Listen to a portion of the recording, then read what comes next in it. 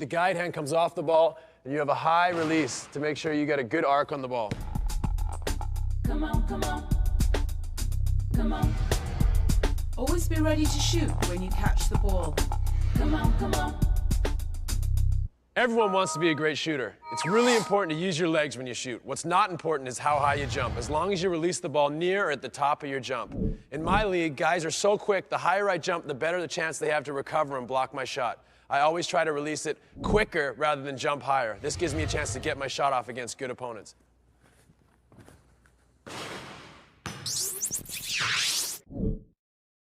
See the Canadian team, as I mentioned, they've really thrived at the defensive end of the court. That's been their glue in this tournament. And when you defend, you get scoring opportunities. Steve Nash. When you're pulling up for a jump shot, always plant your inside foot. Which one's your inside foot? It's always the closest foot to the basket. Not only does this foot allow you to gather your balance and rhythm, but it also cuts the defender off and protects him from your jump shot.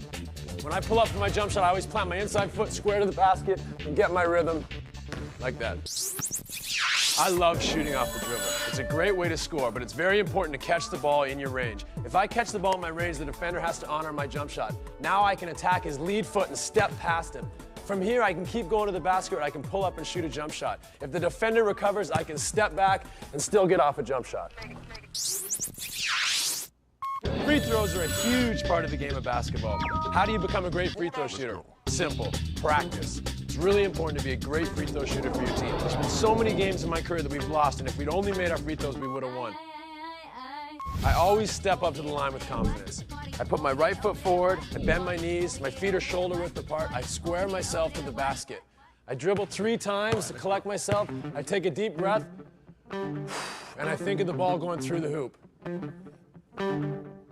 High release to make sure the shot goes up softly so that if I don't go straight in, it has a great chance to bounce around the rim and use its touch to go in the basket. Nobody makes every shot, so never get mad if you miss a shot. Just try to be consistent and shoot the exact same way every time. How do you do this? Give the ball a chance. Use your proper technique, but have a high arc and a backspin so that if the ball goes up in the air, it has a chance to bounce in if it doesn't go straight in.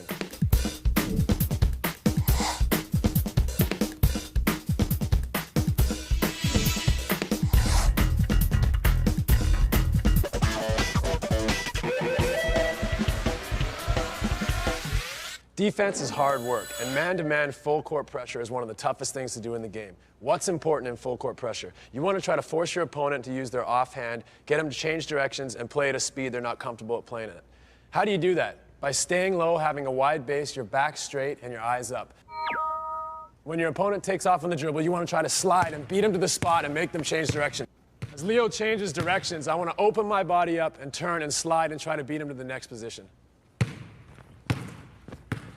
Till he picks up his dribble. Now what happens if I get beat?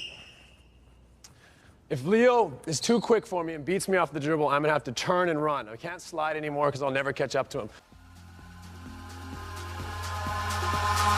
Eyes in the sky, gazing far into the night. I raise my hand to the fire, but it's no use, 'cause you can't stop it from shining through.